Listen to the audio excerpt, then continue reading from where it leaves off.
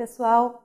Para quem ainda não me conhece, eu sou Bel Souza, professora da Escola de Dança da Universidade Federal da Bahia e coordenadora pedagógica do curso de licenciatura em dança na modalidade Educação à Distância. Nós começamos hoje a nossa caminhada pelo componente curricular Laboratório de Cinesiologia na Dança 2. Vamos começar só lembrando o que a gente já viu no semestre passado. No projeto político-pedagógico do nosso curso, os laboratórios de Cinesiologia 1 e 2 estão alocados no ciclo de laboratórios artísticos científicos. Os componentes desse ciclo abordam conhecimentos teórico-práticos de maneira laboratorial. Isso significa que esses componentes prevêem ações pedagógicas práticas, que são fundamentais para o aprendizado. O Laboratório de Cinesiologia na Dança 2 tem uma carga horária total de 68 horas aula, distribuídas em 12 semanas. Nós vamos ter 2 encontros presenciais, um no início e um no final do semestre. E nesse encontro final, nós faremos uma avaliação presencial. Esse semestre nós temos mais uma novidade. Nossas avaliações serão feitas através do componente Seminários Interdisciplinares. Ele vai propor atividades avaliativas transversais, ou seja, que atravessam todos os componentes do semestre. Por isso, nosso espaço no ambiente virtual, nós teremos apenas atividades de aprendizagem. Aí você pode pensar, mas Bel, se as atividades não valem nota, por que eu devo fazê-las, gente? Como eu disse, nosso componente é laboratorial. Ele é um componente em que a prática é fundamental. Nossas atividades servem justamente para que nós possamos orientar vocês nas suas práticas. Então, vamos ver um pouquinho como vão ser essas atividades. O primeiro tipo de atividades que nós teremos está no livro-texto. Você vai ver que toda vez que virmos um assunto do conteúdo, teremos a hora da prática, que descreve atividades para serem realizadas por vocês. A nossa sugestão é que primeiro você leia a atividade inteira, depois você pode gravar com seu celular a sua própria voz lendo as orientações da atividade. Aí fica fácil, você dá play no celular e segue as instruções realizando a atividade. Outro tipo de atividade que nós temos é o Fórum Tira Dúvidas. Esse espaço vai estar disponível para que vocês tirem dúvidas de conteúdo, organizando melhor a nossa comunicação. Ele será o principal canal de comunicação do componente e a sua participação nele vai ser fundamental para que eu e as professoras tutoras acompanhemos e ajudemos você nesse percurso. Finalmente, nós teremos ao final de cada unidade uma atividade de fechamento. Nessa atividade, você vai ter a oportunidade de aplicar os conteúdos estudados na dança que você pratica, ensina ou pretende ensinar. Por isso é importantíssimo que você faça atividade, para que a gente possa realmente ajudar você na sua caminhada. Bom, agora vamos começar a ver um pouco do nosso conteúdo propriamente dito. Nesse semestre, o nosso foco é o sistema muscular. Lembrando que no semestre passado, a gente se concentrou nos ossos e articulações. E nesse semestre, nós vamos focar nos músculos. Só que a gente já viu que o corpo é um sistema integrado. Não adianta a gente pensar nos músculos como pecinhas independentes. A gente tem que compreender o corpo como um todo. Por isso, quando você estiver estudando, você vai precisar ter sempre à mão o seu material do semestre passado, para que você possa tirar dúvidas, revisar e integrar os 2 laboratórios. Vamos lá? Nós temos 3 tipos de músculo no nosso corpo. Os músculos lisos têm contração involuntária, ou seja, eles não dependem da nossa vontade. Eles compõem as paredes dos órgãos ocos, como por exemplo os vasos sanguíneos, o útero, etc. O segundo tipo é o músculo cardíaco, que como o próprio nome já diz, compõe a maior parte das paredes do coração, ou seja, do miocárdio. Ele também é involuntário. O nosso coração não depende do nosso querer para bater, gente. E é no terceiro tipo que nós vamos nos concentrar nesse semestre. São os músculos esqueléticos. Esses sim, são de contração voluntária. Eles são responsáveis pelo movimento do esqueleto ou de outras estruturas, como por exemplo, as pálpebras.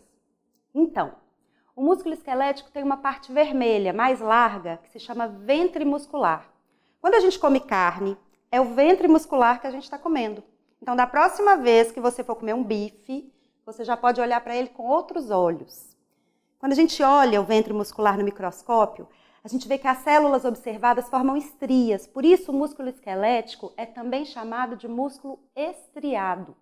Essas células são denominadas fibras musculares e são formadas por unidades ainda menores, chamadas fibrilas. Nós temos 2 tipos de fibras musculares. As fibras do tipo 1 são de contração lenta. Elas são recrutadas às atividades aeróbicas, na manutenção da postura, do posicionamento e sustentação do membro. Então, se você quiser sustentar a perna no ar, são elas que vão ser recrutadas. E é importante frisar que essas fibras têm alta resistência à fadiga, ao cansaço, ao contrário das fibras do tipo 2, que possuem baixa resistência à fadiga. Essas fibras do tipo 2 são utilizadas em movimentos curtos, vigorosos, explosivos, como os chutes altos, os saltos ou aqueles movimentos rápidos e precisos. Os 2 tipos são bastante recrutados em uma aula de dança, mas de acordo com a modalidade que você pratica ou ensina, você vai observar que há uma predominância no desenvolvimento de um ou outro tipo, e o biótipo do aluno também vai apresentar uma tendência maior a desenvolver um ou outro tipo. Por exemplo, normalmente as pessoas mais longilíneas, mais flexíveis, têm a tendência a desenvolver mais fibras do tipo 1. E as pessoas mais fortes, mais compactas, do tipo 2. Mas isso é uma tendência, não é uma regra. O biótipo não é impeditivo para que essas pessoas desenvolvam grandes habilidades técnico-expressivas na dança. Cabe ao professor identificar e desenvolver habilidades e potencialidades. Bom, continuando a arquitetura do músculo esquelético, a gente viu que ele tem uma parte vermelha mais larga, chamada ventre muscular. Essa parte vermelha se prende nos ossos ou em outros tecidos através de estruturas de tecido conectivo. Quando essas estruturas são alongadas, como fitas ou como cordas, elas se chamam tendões. Então vale a pena você dar uma revisada no conteúdo do semestre passado, porque agora você já sabe a diferença entre tendão e ligamento, que é uma dúvida muito comum quando a gente começa a estudar anatomia e cinesiologia. Vamos recapitular. Tendões são alongados como cordas ou fitas, mas quando o músculo se prende por uma estrutura larga, que parece uma faixa ou uma folha, ele se insere por uma aponeurose, que também é uma estrutura de tecido conectivo, assim como o tendão. Então, tendão como uma corda, aponeurose como uma faixa ou uma folha. E o último elemento que a gente vai ver é a fáscia muscular. Se você já cortou carne crua, você já viu que há uma película bem fininha cobrindo o ventre muscular. É uma espécie de gosma transparente. Essa película é a fáscia muscular. Ela é muito inervada, muito vascularizada, então ela contribui para a propriocepção, ou seja, a autopercepção do corpo e do movimento. E elas recobrem todos os músculos e ainda os espaços entre as fibras e fibrilas. Então se organizam como uma grande rede de conexões entre os músculos. Aí o que acontece? Quando elas não estão devidamente lubrificadas e saudáveis, pode haver aderência. Elas podem grudar umas nas outras, causando dores, restrição de movimento, porque não tem deslizamento e facilitando a ocorrência de lesões. Tem algumas estratégias que a gente pode usar para prevenir essas aderências. A primeira é se manter hidratado. Ter sempre à mão a sua garrafinha de água, instruir o aluno a ter a dele também. Eu vou até beber um pouquinho aqui da minha água. A segunda é reservar cerca de 10 minutos no final da aula para exercícios de resfriamento. Eles vão gradativamente diminuir a intensidade do movimento e o fluxo de sangue para os músculos. E no final da aula também, periodicamente, ou mesmo antes de dormir, reservar 5 a 10 minutos para atividades de liberação miofacial. A gente tem orientações desse tipo de atividades lá no livro-texto. Corre lá para fazer. Mantenha-se hidratado, faça atividades de resfriamento, faça atividades de liberação miofacial. Pessoal, nós vamos falar agora de contração muscular. Uma das propriedades do tecido muscular é a de contrair-se. No caso do músculo esquelético, essa contração possibilita o movimento dos segmentos nos quais ele está inserido. Então, por exemplo, se o músculo se insere no húmero e na escápula e se insere também no rádio, ele vai se contrair e aproximar os segmentos. Então, nesse exemplo, a gente tem uma flexão do cotovelo. O principal músculo dessa ação é o bíceps braquial, que é esse músculo que eu falei, que se insere no húmero, na escápula e no rádio.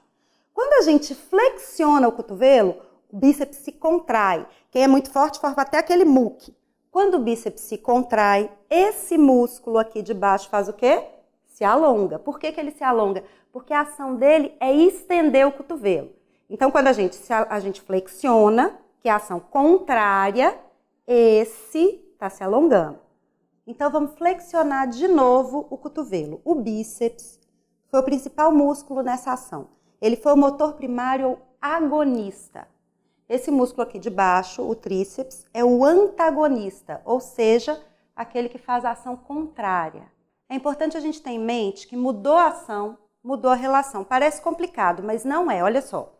Quando a gente flexiona o cotovelo, o bíceps é o agonista e o tríceps o antagonista. Mas aí quando a gente estende o cotovelo, a coisa muda. O tríceps passa a ser o agonista e o bíceps vira o antagonista. Aí você pode perguntar, mas para que eu preciso saber essas relações, com esses nomes complicados e tal? Gente, essas relações são importantes para a gente entender que o músculo nunca trabalha sozinho. Eles trabalham sempre em conjunto. E a próxima relação que a gente vai ver ilustra bem isso. Olha só. A gente já viu que o bíceps é o agonista, é o principal. Mas ele não faz nada sozinho.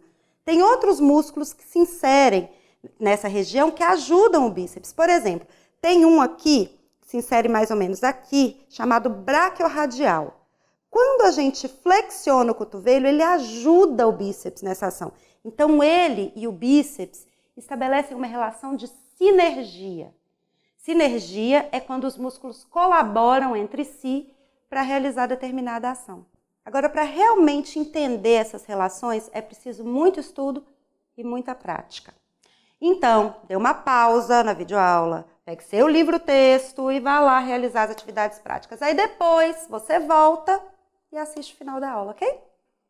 Ufa, 2 práticas nessa videoaula, hein, gente? A gente falou da relação entre os músculos e agora nós vamos falar do tipo de contração muscular.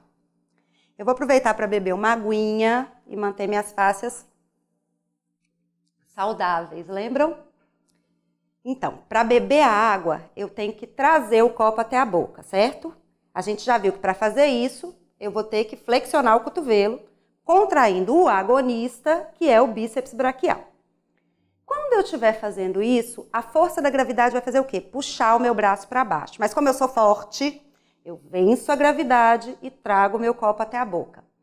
Então a gente vê que o bíceps exerceu uma força maior que a gravidade e contrária ao sentido dela. Então, quando o músculo exerce uma força maior e contrária ao sentido da força de resistência, que nesse caso da gente é a gravidade, a gente tem uma contração concêntrica, em que o músculo aumenta o seu volume, por isso que forma o muque, e diminui o seu comprimento. Aí, para beber a minha água, eu vou precisar manter o copo aqui na minha boca. Aí os músculos continuam contraídos, só que eu não tenho nenhum movimento articular. Olha aqui, meu cotovelo está paradinho. Esse tipo de contração que não gera movimento, que mantém a posição, é chamado de contração isométrica ou estática. Não há aumento de volume nem de comprimento. Tudo fica lá como está. A gente usa a isometria para manter os olhos abertos, para manter a postura e para muitas outras coisas. Outros exemplos estão lá no livro-texto. Aí eu terminei de beber minha água. Eu tenho que colocar o copo de volta na mesa. Se eu soltar de vez, eu vou bater na mesa, ele vai quebrar. Então eu tenho que ir freando o movimento para o meu antebraço não descer de uma vez só. A força da gravidade está lá, ela continua puxando para baixo. Então, eu tenho que exercer uma força maior que ela para conseguir colocar o copo devagar e delicadamente na mesa. O que temos aí é a contração excêntrica do bíceps. A força da ação é exercida no mesmo sentido da força de resistência. Ó, nesse exemplo, a gravidade está puxando o meu braço para baixo. A força para resistir e realizar o movimento de forma controlada também é exercida para baixo. O paradoxo é que, apesar de estar em contração excêntrica, a gente vê o músculo sendo alongado, porque ele está voltando ao seu comprimento inicial. Aí agora vem, ai meu Deus, que confusão, o músculo contrai, é alongado ao mesmo tempo. Gente, para que serve isso? Serve para você saber como está trabalhando o seu corpo. Por exemplo, se você trabalha com hip hop, naqueles movimentos cortados, em que o dançarino se parece com um robô, a gente tem contração concêntrica no movimento que está se movimentando e isométrica em outras partes do corpo que tem que manter aquela posição, dando aquela ideia de durinho. Ou se você trabalha com balé, para a gente descer delicadamente os braços no port de bras, o que a gente precisa? Contração excêntrica. Então eu sugiro que agora você pegue alguns movimentos da dança que você pratica e exercite isso. Identifique as ações e o tipo de contração muscular. E para ver outros exemplos de aplicação, corre lá no livro-texto. Para se aprofundar ainda mais, já sabe, banca complementar. Agora, se quiser realmente aprender, prática. Vamos lá? Essa foi a nossa videoaula de hoje. Eu desejo a vocês excelentes estudos e qualquer coisa, eu e as professoras tutoras estamos aqui para ajudar. Um beijo e até a próxima.